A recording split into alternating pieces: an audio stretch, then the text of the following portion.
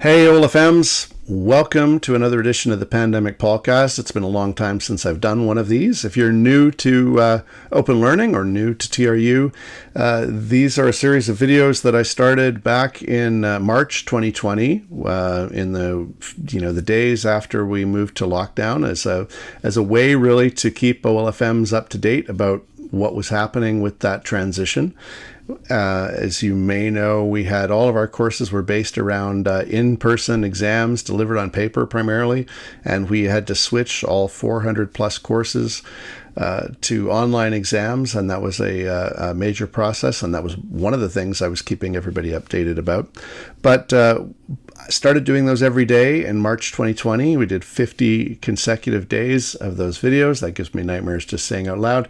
And then did weekly videos for another 50 weeks after that. So if you're brand new and you want to get caught up, you could start today and you'd probably do one a day. Pace yourself, and you'd be done in early January, really. It's all there online on YouTube for you. But I'm going to get back to doing these videos on Thursday. And why Thursday, you may ask? Well, during the pandemic, we declared a new holiday on Thursdays that was Poutine PThursday, which is really my excuse to eat poutine. And, every couple of weeks, it also happens to be this marvelous occurrence of these two fantastic events happening simultaneously. And it's also today, as you well know, Paycheck PThursday. So cheers. And a new feature I want to introduce on the Pandemic Paulcast, and we're calling it APA. Now, if you've watched any of these videos before, I think probably your first assumption is that APA stands for Against the Provost's Advice. But hi, Jillian, if you're watching. I hope you're not. If you've watched these videos before, though, that might be your first guess. But actually, it stands for Ask Paul Anything. So you can send me an email at mikehenry@tru.ca. pamartin@tru.ca. And I will try to answer at least one question per week. And, actually, hey, let's just get started because I've said the words out loud. And what do you know? I've got an email here. The first question here from our good friend Seán Finucane. Seán Finucane, stalwart, veteran, OLFM, ultramarathon runner, math instructor to the stars. What else can we say about Seán? And Seán, always go with the eye on statistics. Writes, Paul, I noticed that in 83% of your previous videos, you ate poutine and showcased beers from BC craft breweries, all in service, of course, of keeping potato farmers and local breweries in business during the pandemic. BC, of course, widely known for its potatoes. Given that A, you do these videos on your own time and not during work hours, and B, anything you say or share via the Pandemic Podcast is your opinion only and not an official communication on the part of TRU. And C, officially TRU denies any knowledge of you or your podcast. Will you continue to showcase beer and the marvels of poutine during your videos? Well, Seán, thank you for that excellent question. And, the lockdown, Seán, I mean, it's been over for a long time, and I'm trying to take this all much more seriously. So my answer is clearly no, which I'm sure will be a great relief to my employer. Sorry.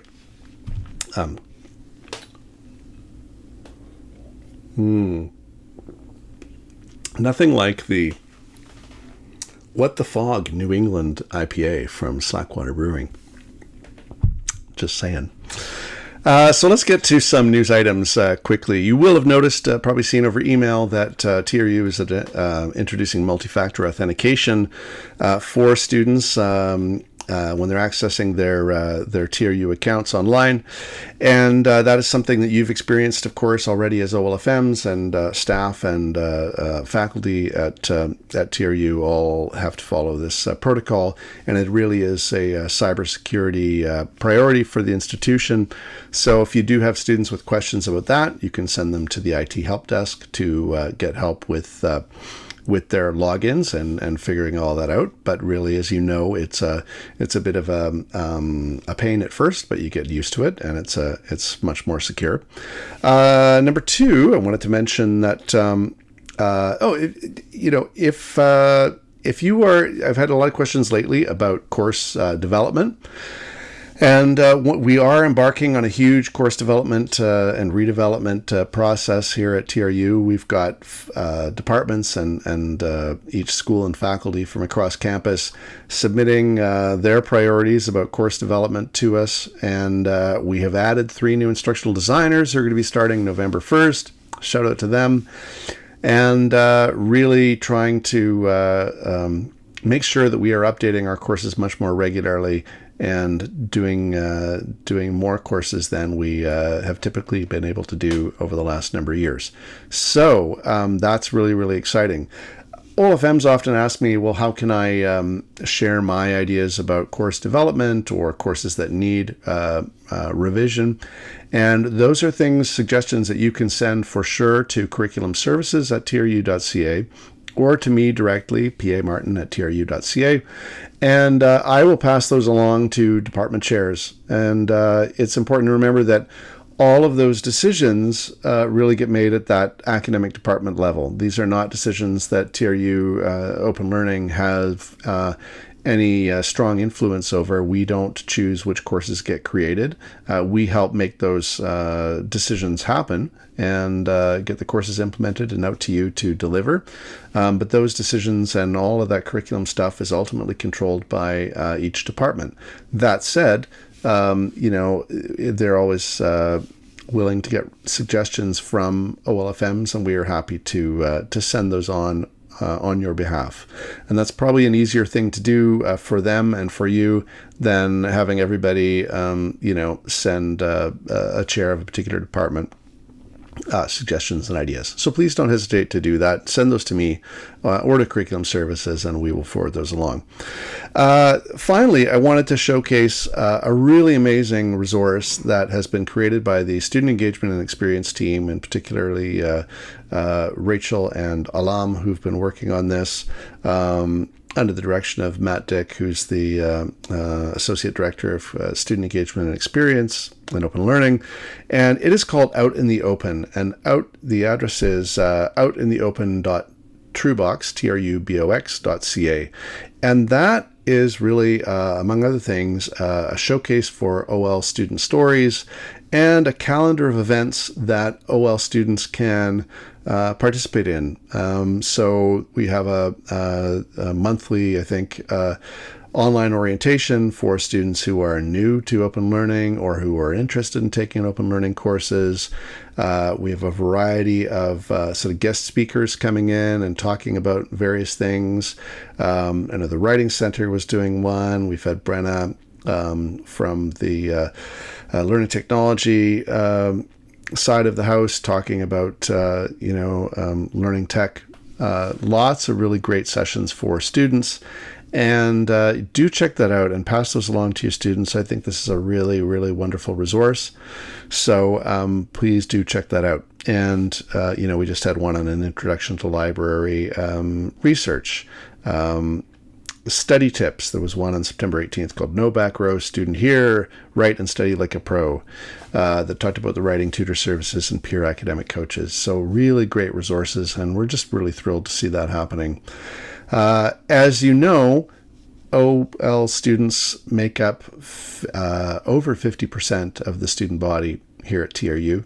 And we are really, the whole institution is really working hard to make sure that those students feel included, that they feel like they are as much TRU students as anyone else. And we're really working hard to make that happen. And, I'm grateful to the to people like Jillian Balfour, our provost, who's really emphasizing the importance of that. And we're working hard at that and really appreciate all your help in getting that word out. So that's it for me from tonight. It's here, as always, at 315 St. Paul in downtown Kamloops. And special guest appearance by the shouty guy on the corner of 315 3rd and St. Paul. So thanks to him as well, and thanks to you. And I will see you again here very, very soon. Take good care. Thank you for all that you do for open learning and for TRU, and especially for the students. We're especially grateful. So we'll see you again very soon.